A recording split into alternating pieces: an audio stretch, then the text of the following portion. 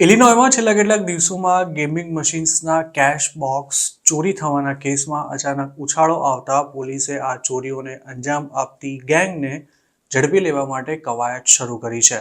યુએસના local media reports અનુસાર શનિવારથી જ આ ગેંગ કન્વીનિયન્સ સ્ટોર્સની અંદર ચાલતા વિડીયો ગેમિંગ મશીન્સને ટાર્ગેટ કરી હજારો ડોલર્સ ચોરી કરી ચૂકી છે. તેમજ ગેમિંગ મશીન્સને પણ તેમણે મોટું નુકસાન પહોંચાડ્યું છે.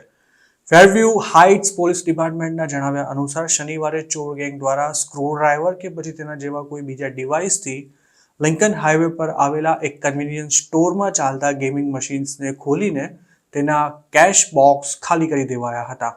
આ ઘટનામાં $2400 કેશ ચોરવામાં આવ્યા હતા. તેમજ ગેમિંગ મશીન્સને $1500નું નુકસાન પહોંચાડાયું હતું. ત્યારબાદ રવિવારે મધરાતે વોટરલૂમાં આવેલા મોબાઈલ ઓન ધ રનમાં ચાલતા વિડીયો ગેમિંગ રૂમમાં મશીન્સને તોડીને તેમાંથી મોટી રકમની ચોરી કરાઈ હતી. આ ઘટનામાં માંડ અડધો કલાક પછી ચોર ગેંગ રેડ બર્ડના રૂટ 15 પર આવેલા મોટો માર્ટમાં ચાલતા ગેમિંગ મશીન્સને ટાર્ગેટ બનાવી $8000ની ચોરી કરી ગઈ હતી. રેડબર્ડ પોલીસ ચીફ જોન બેટિંગહમના જણાવ્યા અનુસાર આ ઘટનામાં 3 લોકોની એક ગેંગ સંડોવાયેલી હોવાની આશંકા છે. ચોરોની મોડસ ઓપરેન્ડી અંગે તેમણે જણાવ્યું હતું કે એક વ્યક્તિ ગેમિંગ મશીન જ્યાં ચાલતું હતું ત્યાં જતો હતો અને બાકીના 2 લોકો સ્ટોરમાં કામ કરતા ક્લાર્કને વાતોમાં લગાડી દેતા હતા અને અમુક જ મિનિટોમાં આ ગેંગ પોતાનું કામ પૂરું કરીને નીકળી જતી હતી. છેલ્લા કેટલાક મહિનામાં ચોરો દ્વારા બેલવિલ અને માસ્કાઉટામાં ચાલતા સ્ટોર્સના ગેમિંગ મશીન્સને પણ ટાર્ગેટ બનાવવામાં આવ્યા છે.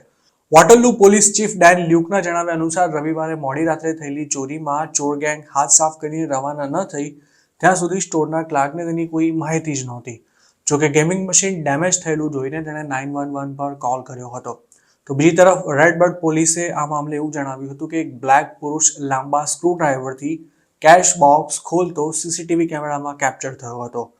ચોર કેશ બોક્સ કાઢીને ગેમિંગ રૂમમાંથી નીકળ્યો ત્યારે તેના બાકીના 2 સાગરીત સ્ટોરમાંથી ડ્રિંક ખરીદીને પી રહ્યા હતા.